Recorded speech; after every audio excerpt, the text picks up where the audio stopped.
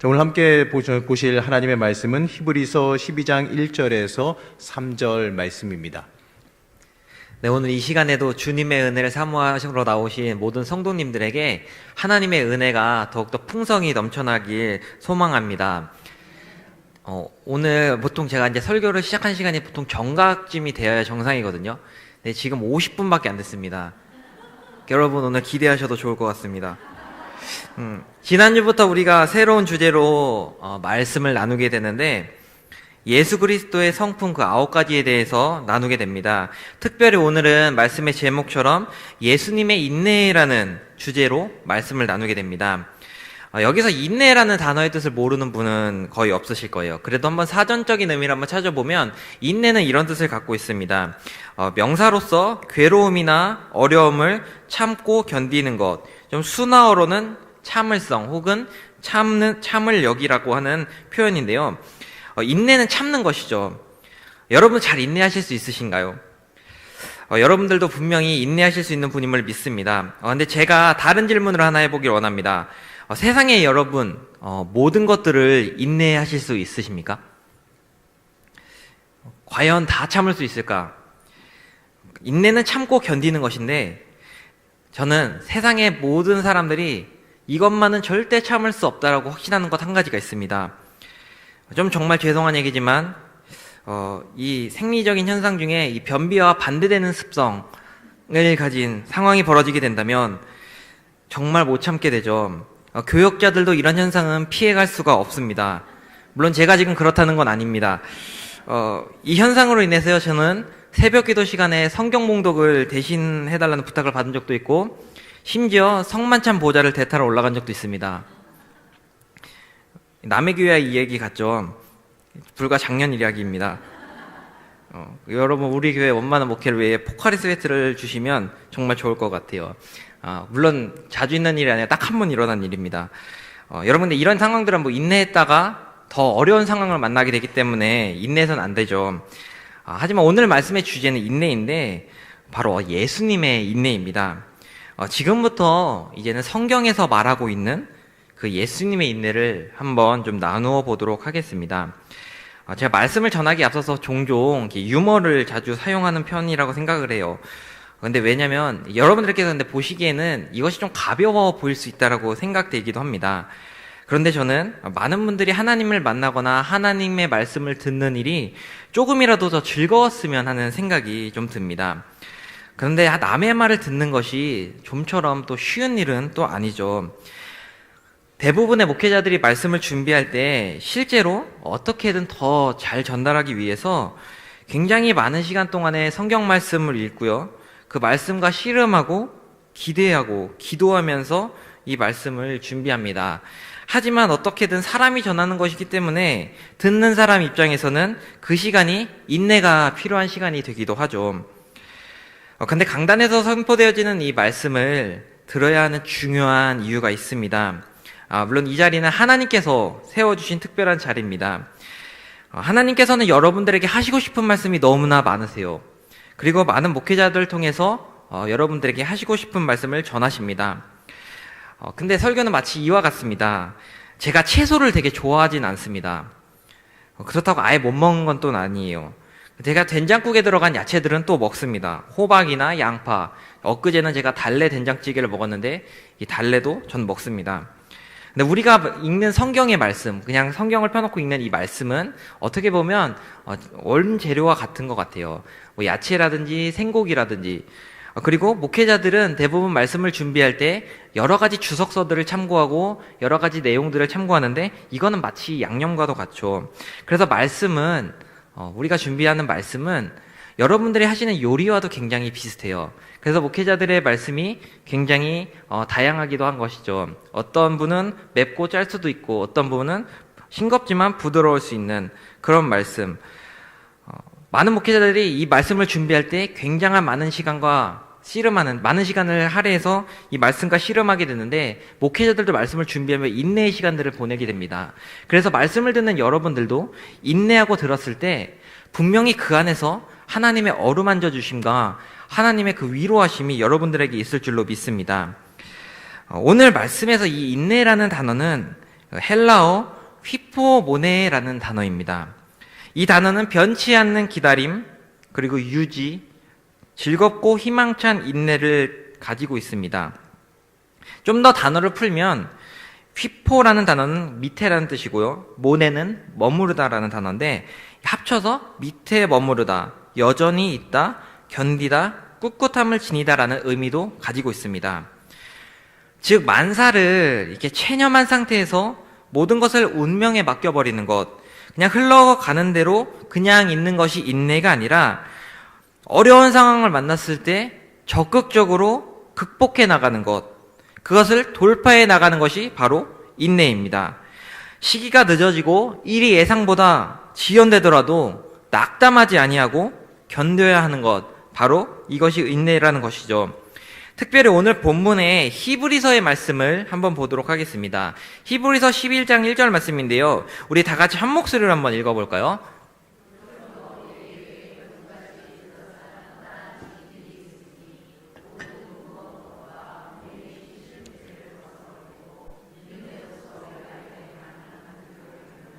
아멘. 오늘 본문의 1절 말씀을 자세히 살펴보면 인내로서 우리 앞에 당한 경주를 하라고 기록되어 있습니다. 인내를 마치 운동 경기의 그 경주와 비교하고 있습니다.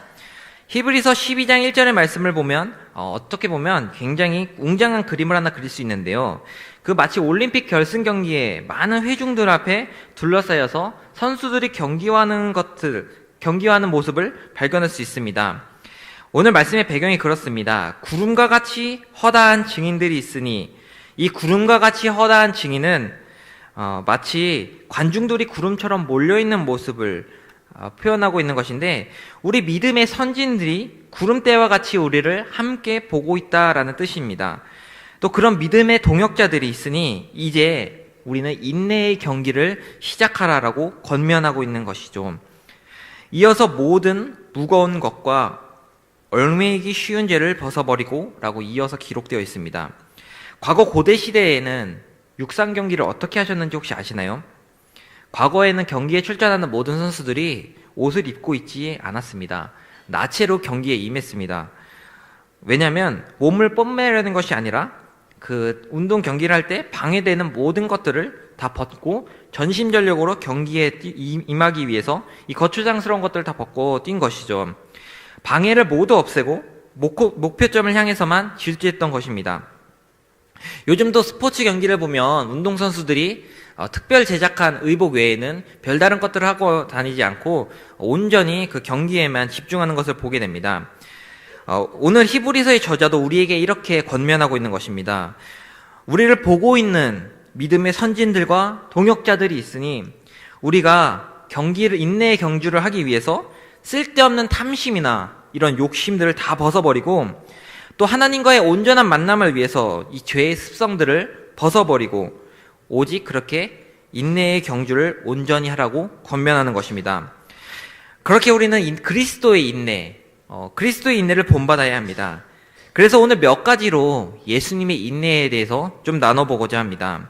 먼저 첫 번째로 예수님께서는 피곤함을 인내하셨습니다. 오늘 본문 3절의 말씀 앞부분을 보면 이렇게 기록되어 있습니다. 너희가 피곤하여 낙심하지 않기 위하여라고 기록되어 있는데 이 말씀은 예수님에 대한 말씀보다는 우리를 향한 권면의 말씀입니다. 우리는 연약한 존재이기 때문에 쉽게 지치고 쉽게 피곤해합니다. 저는 아직도 젊은데도 좀 종종 졸리고 피곤합니다. 벌써부터 저 나이에 저러면 어떠나라고 하실 수도 있겠지만 여러분들이 이해해 주셔야 될 것은 제가 서울에서 사는 서울 도시 남자입니다. 그러니까 주민등록상 저는 서울에 소재하고 있어요. 실제도 거기 살고 있고요. 근데 제가 새벽에 매일같이 새벽 기도를 나오는데 여러분들보다는 좀 빨리 나와야 제가 그래서 예배를 준비할 수 있습니다. 이제 안쓰러운 표정으로 저를 보시기 시작하신 것 같아서 참 감사합니다. 근데 제가 주 7일 근무하시는 거 아시나요? 무슨 소리야, 월요일날 쉬는 거 다 아는데 라는 표정인데 여러분 저도 월요일날 집안일 합니다. 여러분들도 지금 집에 가셔서 이따 예배 끝나고 가셔서 하셔야 할 일을 저는 월요일날 하게 됩니다. 청소며 빨래며 여러 가지 일을 해야 되는데 근데 또 그렇다고 저만 그렇게 사는 건 아니라 대부분의 제 친구들도 다 이렇게 사는 건 마찬가지인 것 같습니다. 그래도 사람이 이렇게 피곤한 거는 어느 정도 잘 참을 수 있습니다. 그런데 여기에 낙심함이 더해지면 굉장히 견디기 힘들어집니다. 오늘 말씀해 보니까 피곤하여 낙심치 않게 하기 위하여라고 기록되어 있는데, 여기서 이 낙심이라는 표현은 마음을 약하게 하다, 손을 약하게 하다, 이런 뜻을 지닌 단어입니다. 근데 원래 마음이라는 단어는 성경의 헬라어로는 카르디아라는 단어가 쓰여져야 하는데, 오늘 본문은 이 카르디아라는 단어가 쓰이지 않고 푸시케라는 단어가 쓰였습니다. 이 단어는 무슨 뜻이냐면 영혼과 그 자신이라는 뜻입니다. 그 생명이라는 것을 뜻합니다.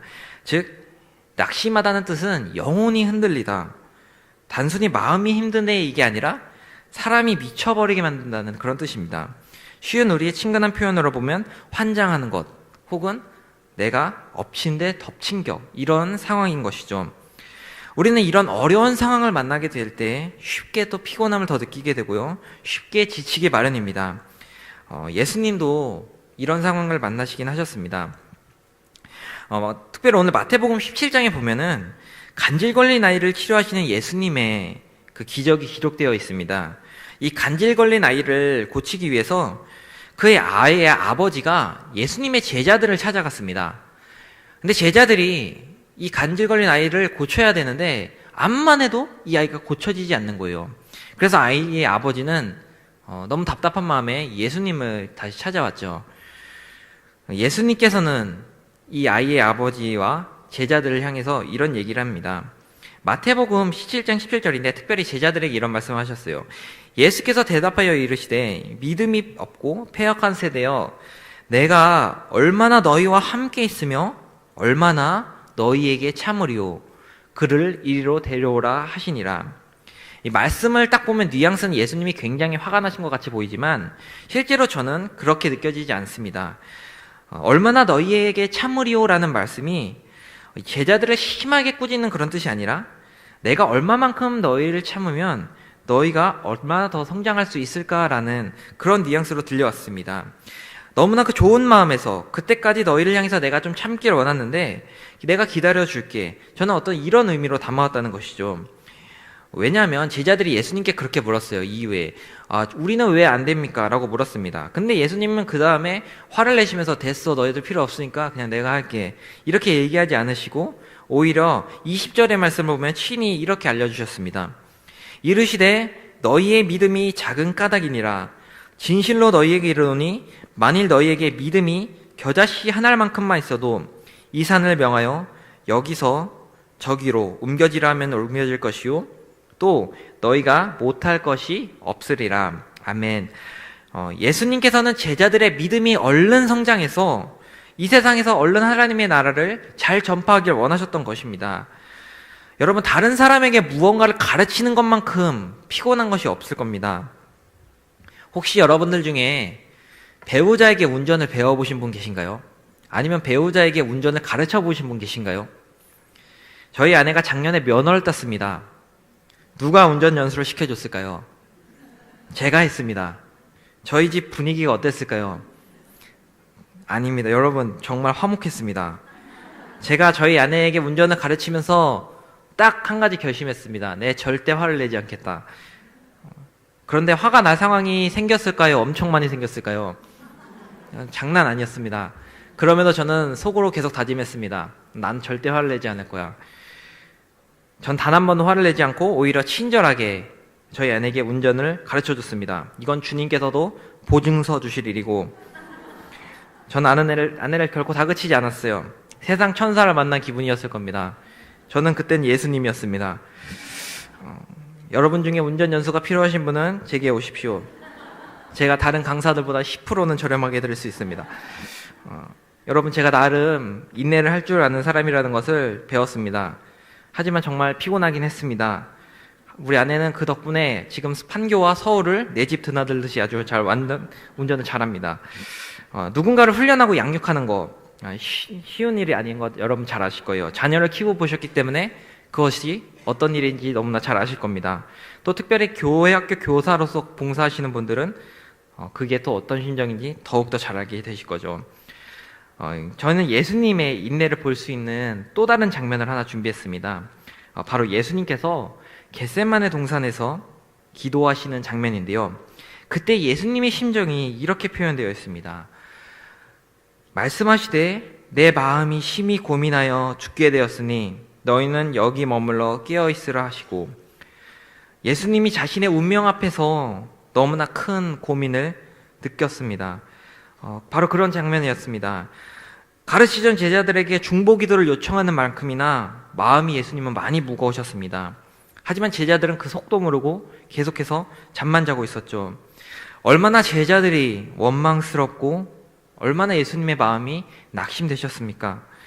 응원해 줄 사람도 없는데 오히려 더 도망가고 싶었던 예수님의 마음을 느낄 수 있습니다. 그러나 예수님은 그 가운데서 온전히 인내하셨습니다. 기도하시면서 하나님의 뜻을 받아들이셨습니다. 여러분, 마귀는 우리에게 이런 식으로 다가와서 넘어뜨리려고 합니다. 그 스크루테이프의 편지라는 책이 있습니다. 주인공이 마귀들입니다. 이 마귀의 대화를 상상해서 저자가 거기 빠져들지 말라고 권면하는 그런 내용들을 기록한 책인데, 제가 한 가지 대화를 소개시켜 드릴게요. 글씨가 좀 작기 때문에 제가 읽어 드리겠습니다. 짜증을 일으키기에는 완전히 기진맥진한 상태보단 적당한 피로가 더 좋은 토양이 된다. 피로한 상황에서 예기치 못한 요구를 받아들일 때 화를 내거든 우리 마귀가 노력하면 거기서 실망감과 권리를 침해당했다는 피해의식으로 쉽게 바뀔 수가 있다. 그리고 마음속으로만 적당히 이 기간 동안에만 견디겠다고 결심하게 하면 된다. 적당한 기간은 실제로 시련이 지속되는 시간보다야 짧아야겠지. 그렇다고 너무 짧을 필요는 없다. 인내와 순결과 강건함을 공격하는 재미는 구원이 코앞에 이르는 순간, 인간은 그때를 알 수 없지만 인간을 굴복시키는 데 있으니까. 마귀는요, 우리의 피곤함을 공격하게 됩니다. 단순히 육체의 피곤함뿐만 아니라 우리 마음의 피곤함을 공격합니다. 인내함에 있어서 가장 위험한 것이 어쩌면 내가 마음먹은 시간, 내 삶에 어떤 문제가 있을 때 나는 이것이 한 3개월 내에 좀 끝냈으면 좋겠어. 하나님이 3개월 안에 응답해 주시겠지. 혹은 2주 안에 응답해 주시겠지. 내일이면 하나님께서 응답해 주시겠지. 이런 우리의 마음의 시간들, 우리가 정한 이 시간들이 다가오게 될수록 우리는 지치게 되고요. 이 시간들이 다가오게 되고 또 넘어가게 될수록 우리는 심하게 낙심하게 됩니다. 마귀는 이런 우리의 기대치들을 공격하죠. 하지만 예수님은 이 모든 시간과 이런 환경, 이 모든 것까지 하나님의 손에 온전히 맡기셨습니다. 오직 모든 것들이 다 하나님의 뜻대로 되기를 원하셨습니다. 베드로후서 3장 9절의 말씀은 이렇게 기록하고 있습니다. 주의 약속은 어떤 이에 더디다고 생각하는 것 같이 더딘 것이 아니라 오직 너희를 대하여 오래 참으사 아무도 멸망치 않고 다 회개하게 이르기를 원하시느니라.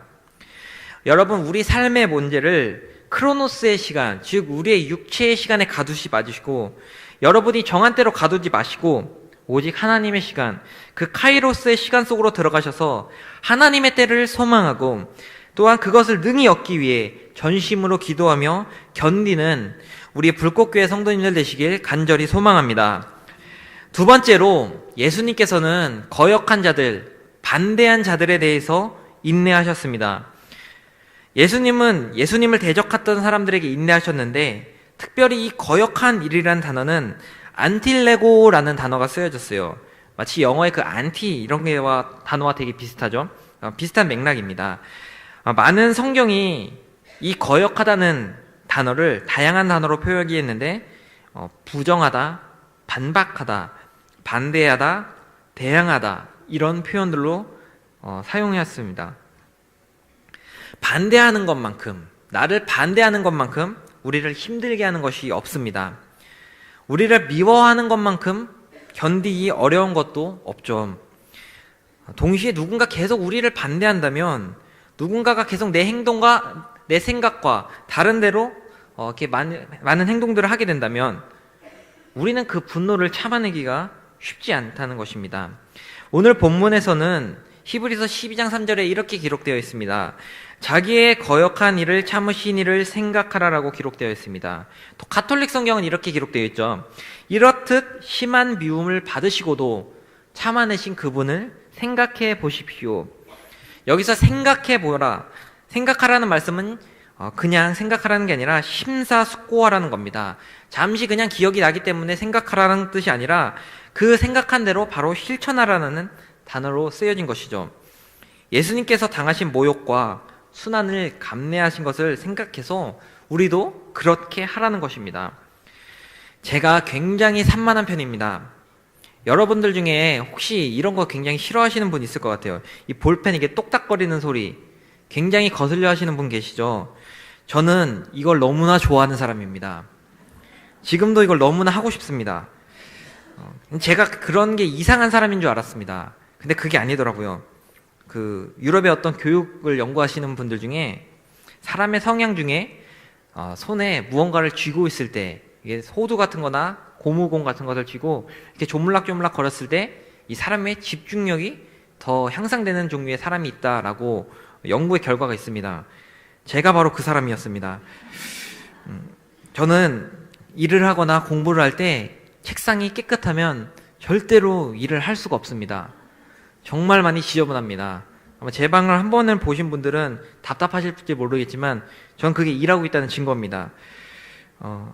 근데 제가 결혼을 하고 나니까 세상에서 이런 거를 제일 싫어하는 사람이 있다는 걸 깨달았습니다.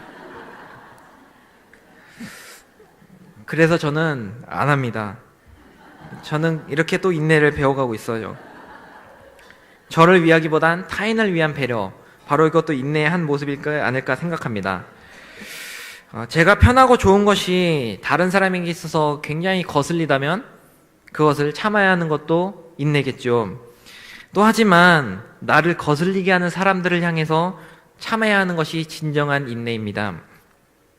세상에는 참 다양한 사람들이 살고 있습니다.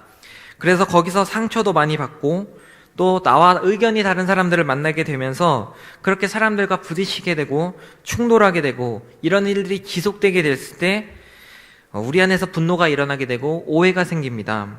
그렇게 결국 사람들과의 관계가 어려워져 가고 우리에게는 그것이 또한 스트레스가 돼가고 있는 것이죠. 이처럼 인내가 필요한 것은 우리의 상황뿐만 아니라 우리의 관계적인 측면이라는 것을 여러분들도 아셔야 합니다. 교회 내에서도 마찬가지입니다. 다른 사람들과 의견이 달라서 그것들이 작은 상처가 될 수가 있습니다. 또 그것이 작은 분노가 될 수도 있습니다. 그것이 어느새 눈덩이처럼 커져 있을 수도 있습니다. 그것이 참지 못한 분노로 바뀌어 있을 수도 있습니다.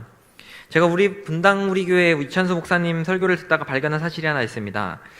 요새 교회에 옮겨 다니는 분들이 굉장히 많으시잖아요. 물론 이사 때문에 교회를 옮기셔야 되는 특별한 상황도 생깁니다.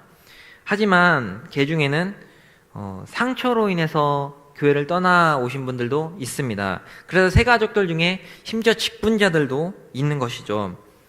여러분, 사람들이 상처를 가장 많이 받는 곳이 어디일까요? 바로 가정일 것입니다. 자녀들과 배우자 혹은 부모님으로부터 많은 상처를 받았을 겁니다. 왜냐하면 서로 다른 사람들이 계속해서 부딪혀 살아가고 있기 때문에 그렇습니다. 긴 시간 살아가기 때문에 그렇습니다. 아무리 화목한 가정들도 그 마음 가운데 분명한 마음의 작은 상처들을 하나씩 꼭 갖고 있을 겁니다. 그런데 여러분 한번 생각해 보십시오. 여러분 가정에서 상처받았다고 해서 뛰쳐나가가지고 윗집에 올라가 벨을 누르고 저 오늘부터 이 가정에 등록하겠습니다 이러시는 분들 없잖아요. 아버님은 바나바 2주차부터 하십시오 이런 분들 없잖아요. 왜 그럴까요? 우리는 서로 사랑하기 때문에 교회를 옮겨 다니지 않고 그럼에도 불구하고 우리는 서로 용납하고 살아가고 있지 않습니까? 우리는 서로 사랑하기 때문에 인내가 가능하지 않습니까? 그래도 그 양반 얼굴만 봐도 못 참으시겠나요? 여러분들의 자녀들이 혹은 여러분들 가정의 구성원들이 여러분들의 마음에 많은 상처를 주었을 겁니다. 저도 우리 부모님에게 있어서 어쩌면 그런 존재일 겁니다. 그럼에도 저를 버리지 않는 이유, 여러분들의 가족을 버리지 않는 이유는 바로 사랑하기 때문에 그러시겠죠. 미우새라는 예능 프로그램 아시죠? 이 아주머니들이 그 장가 못 가거나 혹은 갔다 온 그 40대에서 50대 아들의 삶을 보여주는 예능인데요. 저걸 보면서 내가 그래도 저 집 아들보단 좀 낫다라는 생각을 합니다. 물론 경제적인 측면에서는 제가 한참 밀리지만 그래도 내가 삶의 행동은 난 것 같다라는 생각을 좀 했어요. 그런데 이 프로그램이 재밌는 이유가 저는 한 가지 있다고 생각합니다. 엄마들이 화내는 장면이 굉장히 많이 나와요. 막 불에 화산 폭발하는 장면들 나오잖아요. 근데 그 분노가 단순한 분노가 아니라 아들을 사랑하는 마음에서 나오는 그 분노기 때문에 우리가 그것을 보고도 그 기쁘고 즐거워할 수 있는 것 같습니다. 즉 사랑이 담겨 있으면 이 분노도 어떻게 볼 땐 기쁨이 되는 것 같습니다. 고린도전서 13장을 사랑장이라고 합니다. 거기에 이렇게 기록되어 있습니다. 사랑은 오래 참고, 또 쭉 이어서 사랑은 모든 것을 참고 모든 것을 견디느니라, 모든 것을 바라고 모든 것을 견디느니라 라고 말씀하고 있습니다. 예수님의 사랑은 바로 이런 인내함의 사랑입니다. 여러분을 반대하는 자들에 대해서 사랑을 가지고 참으시길 바랍니다. 오늘 성경의 누가복음 22장 51절은 이렇게 기록하고 있습니다. 예수께서 일러 가라사대 이것까지 참으라 하시고 그 귀를 만져 낫게 하시더라. 이 말씀이 언제 기록된 것인지 아시나요? 베드로가 예수님을 잡으러 온 그 말고의 귀를 자르고 나서 예수님께서 하신 말씀과 행동입니다. 예수님을 잡아가려는 그 모습을 보고 베드로가 분통이 터져서 그 사람의 귀를 잘라버린 것이죠. 예수님은 그것을 보시고도 참으셨고 참으라고 말씀하시고 또 그 자의 귀를 낫게까지 하십니다. 하지만 거기 있는 사람들이 그 이적을 보고서도 예수님을 잡아가게 되죠. 심지어 이사야 53장 7절은 이렇게 예언하고 있습니다. 그가 곤욕을 당하여 괴로울 때에도 그 입을 열지 아니하였으며 마치 도수장으로 끌려가는 어린 양과 털 깎는 자 앞에 잠잠한 양같이 그 입을 열지 아니하셨도다. 예수님은 조롱과 비난 앞에서도 분노하지 않으시고 그저 참으셨습니다. 여러분, 예수님은 지금도 살아계셔서 우리를 위해서 인내하고 계십니다. 예수님이 이 땅에서의 삶은 비록 짧았지만 하지만 예수님은 지금 2000년을 넘는 시간 동안 우리를 위하여 인내하고 계십니다. 왜냐하면 예수님은 죽지 않으셨고 살아서 지금도 우리와 함께하고 계시기 때문입니다. 예수님이 2000년을 지금 우리를 위해 참고 계시는데 우리는 2달, 2년 혹은 20년까지 우리가 예수님의 인내를 닮는다면 하나님께서는 얼마나 우리를 기뻐하실까요? 우리가 예수님께서 예수님의 마음을 아파한 자들을 위해서 인내하신 것처럼 우리도 서로 용납하며 사랑하며 인내하며 사시는 우리 성도님들 되시길 주님의 이름으로 소망합니다. 끝으로 예수님께서는 십자가를 인내하셨습니다. 예수님의 인내의 끝의 모습은 바로 십자가입니다. 예수님께 있어서 십자가는 사명이셨습니다. 그리고 그것은 고난의 시작이셨습니다. 또한 삶의 기다림이셨습니다. 제가 요즘 요즘 우리 교회 성도님께서 하시는 치과에 가는데 거기 가면 안 아파서 너무나 좋아요. 근데 옛날에 어릴 때 갔던 치과는 그 치과 의사 선생님은 세상에서 손꼽는 거짓말쟁이였습니다. 대략 3가지 종류의 거짓말을 했습니다. 여러분들도 공감하거나 당해보셨을 거예요. 오늘 살짝 불편합니다 라고 말씀해요. 근데 오늘 이거는 살짝 좀 많이 아프다라는 겁니다. 그런데 이 말을 들은 적이 있어요. 오늘은 조금 따끔해. 넌 오늘 100% 죽었어입니다. 그리고 아프면 손 드세요라고 해요. 치료하다가. 여러분들 한번 하셨죠? 손을 제가 이렇게 딱 들면 좀만 참아 이러고 바로 내립니다. 세상에 그런 거짓말쟁이가 있을까요? 치과는 근데 이런 진료하는 것만큼이나 고통스러운 것 중에 하나가 여러분들 보시면 이 드릴이 조그만 드릴이 윙 하면서 내 입으로 이 들어올 때의 공포감을 이루 말할 수가 없죠. 그래서 아이들이 많이 무서워하고 그렇지만 그 진료를 통해서 하지만 건강해지는 것은 사실이죠. 고통이 오는 것을 알면서도 참는 건 역시 고난이죠. 또 이어지는 고통을 참는 것도 우리에게는 인내가 필요한 것입니다. 고통 앞에서 많은 사람들이 유혹을 받게 됩니다. 많은 사람들이 고통을 피해서 도망가고 싶어 하죠. 그 인내의 시간을 피하고 싶어 합니다. 여러분, 마시멜로 이야기 아시죠? 마시멜로 이야기가 있습니다. 한 실험이었는데 어린아이에게 마시멜로 2개를 이렇게 하나씩 주고선 일정 시간 동안에 잘 참으면 이 마시멜로 2개를 먹을 수 있고, 만약에 못 참겠으면 종을 쳐라. 그러면 너는 이 2개 다 못 먹고 하나만 먹게 될 것이다.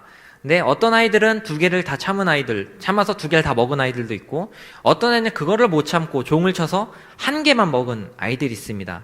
근데 이 실험이 유명해진 이유가 있어요.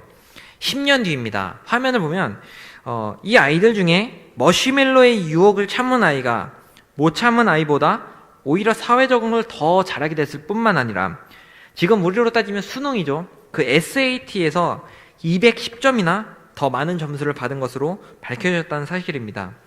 이 실험의 결과는 인내가 성공과 연관이 있다라는 결과를 발표한 실험입니다. 예수님의 삶의 성공은 인내하는 삶이셨습니다. 십자가를 피하고 싶으셨다면 마음 먹었으면 얼마든지 피할 수 있는 분이셨습니다. 그러나 예수님은 그 엄청난 고통을 인내하시면서 결국 그 십자가 고통으로 승리를 거머쥐셨습니다. 기다림이라는 것이 우리에게 인내를 필요로 합니다. 고통의 순간을 기다리는 것, 혹은 어떤 설레임 기다리는 것, 시간적으로도 기다림이라는 것은 인내가 필요한 것이죠. 여러분, 한국 사람을 고문하는 것 10가지가 있습니다. 그 중에 제가 5가지만 알려드릴게요. 첫 번째, 라면 먹을 때 김치를 안 주는 것. 두 번째, 인터넷 속도를 조금 느리게 해주는 것. 세 번째, 여러분들 오늘 버스 타고 오셨을 텐데 버스가 완전히 정차한 후 자리에서 일어나 내리게 하는 것. 또 네 번째로는 엘리베이터 문 닫기 버튼을 누르지 못하게 하는 것. 다섯 번째, 중요한 것인데요, 요플레를 먹을 때 뚜껑에 묻은 것을 핥아 먹지 못하게 하는 것. 정말 제일 맛있는 부분인데요. 나머지 5가지는 우리와 상관없는 이야기를 제가 뺐습니다. 뭐 삼겹살에서 먹을 때 소주를 뺀다는, 우리랑 전혀 상관없죠. 다 인내와 기다림과 연관이 되어 있죠. 기다림은 인내와 밀접합니다. 저 아까도 나누었지만 하나님의 시간을 기다리는 것, 그것도 다 인내가 필요한 것입니다. 바울은 그래서 로마서에서 이런 고백을 했습니다. 로마서 5장 3절에서 4절인데요. 우리 다 같이 한 목소리로 읽어보겠습니다.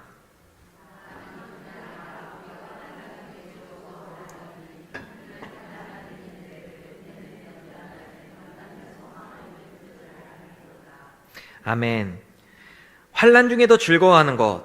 환난은 인내를 낳고, 인내는 연단을 낳고, 연단은 소망을 이루게 됩니다.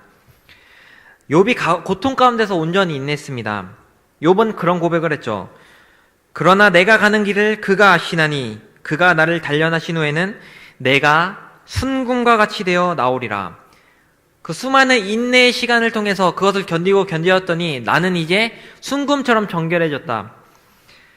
아브라함도 아들을 낳을 것이라는 약속을 기다리며 인내하였습니다. 물론 그 기다림 앞에 중간에 흔들려서 이스마엘을 낳아서 집안에 어떤 어려움을 가져오긴 했지만 결국 이삭을 얻게 되었습니다. 요셉도 환난 중에 인내하였습니다. 그래서 어릴 적 꾸었던 놀라운 그 꿈, 그 놀라운 소망을 결국 환난을 통해서, 인내를 통해서 온전히 이루게 되었습니다. 여러분, 예수님께서도 하나님의 때를 굉장히 많이 기다리면서 인내하셨습니다. 가나의 혼인잔치에서 예수님은 자신의 때를 말씀하셨습니다. 자신의 때가 아니다라고 말씀하셨죠. 제자들 앞에서 내 때는 이르지 아니하였다라고 여러 차례 말씀하셨습니다. 하지만 결국 예수님의 때가 오셨을 때 이제 예수님은 때가 찼다라고도 말씀하셨죠. 계속해서 오늘 말씀의 2절을 한번 보길 원하는데요. 이 말씀은 우리가 진짜 한 목소리로 한번 읽어보길 원합니다. 다 같이 읽어보겠습니다. 믿음의 주요 또 온전하게 하시는 이인 예수를 바라보자. 그는 그 앞에 있는 기쁨을 위하여 십자가를 참으사 부끄러움을 개의치 아니하시더니 하나님 보좌 우편에 앉으셨느니라. 예수님은 믿음의 주인이시고 믿음을 온전하게 하시는 분입니다. 예수님께서는 바로 새 언약을 이루셨고 하나님께로 갈 수 있는 새롭고 산 길을 여신 분입니다. 그래서 예수님은 우리의 믿음의 원천이시며 우리의 믿음을 완성하시는 분입니다. 그래서 히브리서의 저자는 예수를 바라보자 라고 말하고 있습니다. 이 바라보자는 말의 뜻은 그냥 멍하니 쳐다보는 것이 아닙니다. 나의 온 시선을 다 집중해서 예수님을 바라보자는 겁니다. 우리가 오직 예수님께 모든 시선을 집중하라는 말씀이죠. 예수님께 있어서 십자가는요, 수치셨고 부끄러움이셨습니다. 부모를 때리는 자녀를 가리켜 페류나라고 합니다. 근데 예수님은 자신이 만든 인간에게 뺨을 맞으셨습니다.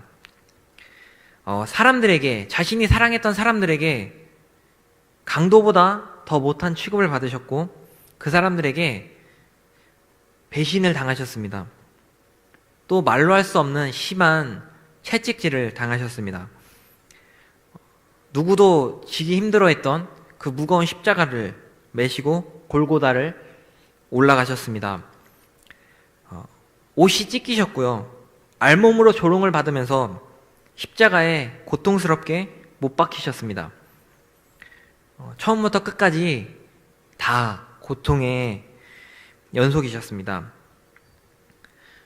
예수님은 이 모든 것을 다 알고 계셨습니다.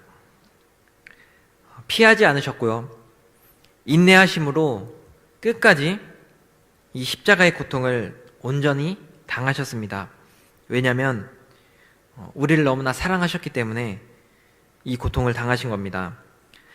패배한 것 같지만 예수님은 결국 승리하셨습니다. 죽음을 온전히 이기시고 부활하셨습니다. 그리고 하나님 보좌 우편에 앉으셔서 지금도 영광스러운 모습으로 우리와 함께 살아계십니다. 그런 예수님을 우리는 온전히 바라볼 수 있어야 합니다. 토마스 아켄피스는요, 그리스도를 본받아라는 책에서 이런 고백을 하게 되었습니다.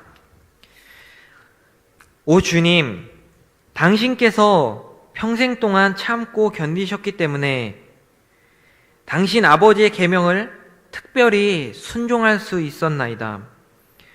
당신께서 보여주신 인내를 본받아서 몹시 가련하고 비천한 죄인인 저도 당신의 뜻에 순종하기 위하여 모든 괴로움을 참아야 하겠고 또 제 영혼의 구원을 위하여 당신의 뜻이 정하신 그날까지 이 썩어 없어질 육신의 생활의 무거운 짐을 인내로써 짊어지고 가지 않을 수 없나이다. 그리스도를 본받아 제3권 18장에 있는 세상의 고통을 참고 견디는 일에 대하여 라는 책에 기록된 글입니다. 여러분, 우리에게 수치심이 올지라도 우리에겐 온전한 인내가 필요합니다. 지금 여러분의 상황이 어떠할지는 모르겠지만 엄청난 고통 가운데 계시다면 우리 예수님을 바라보고 의지하며 잘 견디시길 바랍니다. 예수님이 세상에서 가장 잔인한 고통을 견디셨기 때문에 여러분들이 겪고 있는 그 고통을 예수님은 너무나 잘 알고 계시고 너무나 같이 잘 느끼고 계십니다. 그래서 여러분들과 함께 지금도 싸우고 계십니다. 십자가 고통이 단순한 고통은 아닙니다. 예수님의 삶의 목표와 비전이었습니다. 그러려고 이 땅에 오신 것이었습니다. 알고도 고통을 당하셨고 알고도 인내하신 것. 그래서 히브리서 10장 36절은 이렇게 기록하고 있죠. 너희에게 인내가 필요함은 너희가 하나님의 뜻을 행한 후에 약속을 받기 위함이라. 하나님을 믿으면 모든 것들이 다 만사형통하고 좋을 것 같지만 실제로는 어떻게 보면 더 많은 고통이 따릅니다. 세상과의 가치가 너무나 다르기 때문에 우리는 하나님의 뜻대로 살려고 하게 되면 어쩔 수 없는 우리에게 그 마찰로 인한 고통이 우리에게 따라오게 됩니다. 그래서 우리는 인내가 필요합니다. 하지만 여러분, 그 이후에는 면류관이 있습니다. 하나님의 약속과 하나님의 상급이 있습니다. 오늘 말씀에서처럼 예수님은 바로 그 십자가 뒤에 있던 그 기쁨을 바라보시고 인내하신 것입니다. 그 기쁨은 예수님의 승리뿐만 아니라 전 인류, 온 인류의 구원을 열었던 그 길이기 때문에, 그 길이 준비된 것이기 때문에 예수님은 온전한 그 승리의 기쁨을 보면서 인내하신 것입니다. 여러분, 초대교인들은요, 본인들의 삶의 인내도 있었겠지만 무엇보다 그들의 인내는 어떤 인내였냐면 예수 그리스도의 재림의 인내가 굉장히 컸습니다. 예수님의 다시 오심을 기다리는 인내가 가장 컸습니다. 우리는 보통 우리의 삶의 어떤 문제를 해결하기 위해서 그런 인내들을 먼저 생각하지만, 우리 삶의 진정한 인내는 바로 천국의 소망과 예수님의 다시 오심을 기다리면서 인내해야 하는 것입니다. 그렇게 되었을 때 우리는 비로소 진정한 승리자가 되기 때문입니다. 그래서 요한 사도는 계시록 마지막에 이렇게 기록하죠. 아멘, 주 예수여 오시옵소서. 바로 마라나타, 이렇게 기억하고 있습니다. 예수님이 오시면 우리의 인내는 그제서야 영광을 볼 수 있게 됩니다. 오늘의 말씀을 정리하고자 합니다. 얼마 전 평창 올림픽에서 금메달을 목에 걸었던 그 스피드 스케이팅 선수 이승훈 선수를 아실 겁니다. 이 스피드 스케이트는 마치 얼음 위에 그 마라톤이라고 할 수 있어요. 약 10km를 달려야 하는데 약 400m 되는 트럭을 25바퀴 정도 도는 거죠. 그냥 산책하듯이 도는 게 아니라 온 힘을 다해서 전심전력하여 달려야 하는 것입니다. 근데 이 이승훈 선수가요, 집사부 일체라는 예능에 나와서 이런 이야기를 했습니다. 한 패널이 이승훈 선수에게 달릴 때 도대체 어떤 생각이 듭니까? 라고 물었을 때 이렇게 대답합니다. 죽을 것 같다는 것을 넘어선다. 이렇게 대답했어요. 이렇게 죽을 것 같이 힘든 순간을 넘어선 후에 금메달을 목에 걸었습니다. 우리 신앙인의 모습이 이와 같아야 합니다. 전심전력해서 인내하면서 결국 주님께서 주시는 그 은혜의 영광, 그것을 목에 걸어야 합니다. 그렇게 우리는 천국의 영광을 우리가 소유하게 되어야 합니다. 예수님의 삶이 그러했습니다. 예수님의 인내의 삶, 예수님의 삶이 비록 짧았다고 이야기하지만 예수님의 인내의 강도는 결코 가볍다고 할 수가 없었습니다. 삶 자체가 온전히 사랑으로서 인내하시는 삶이셨습니다. 왜 찬양 중에 우리 좀 전에 불렀던 그 사랑이라는 찬양이 있죠.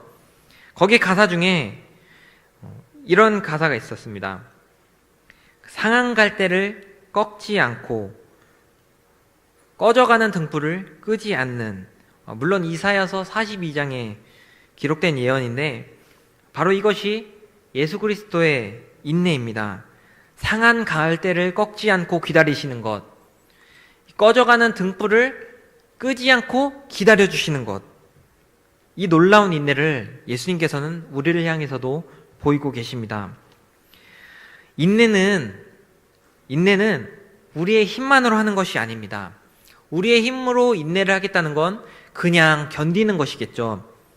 인내는 성령의 힘으로 하는 것입니다. 우리의 의로 견디고자 한다면 그것은 기쁨이 없는 억지가 될 수 있습니다.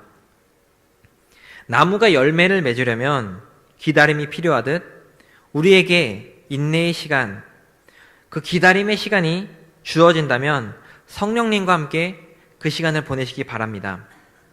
고통스럽고 피곤하고 지칠지라도 그것을 견뎌낸다면, 성령님과 함께 견뎌낸다면 우리는 승리의 면류관을 온전히 줄 수 있습니다. 그러하기에 잘 인내하는 것은 우리에게 허락하신 성령의 열매입니다. 바로 하나님의 그 선물입니다. 우리는 하나님 앞에서 이런 열매를 보여드려야 합니다. 여러분, 예수님의 인내를 닮아 우리도 함께 인내의 경주를 하시는 불꽃교회 성도님들 되시길 바랍니다.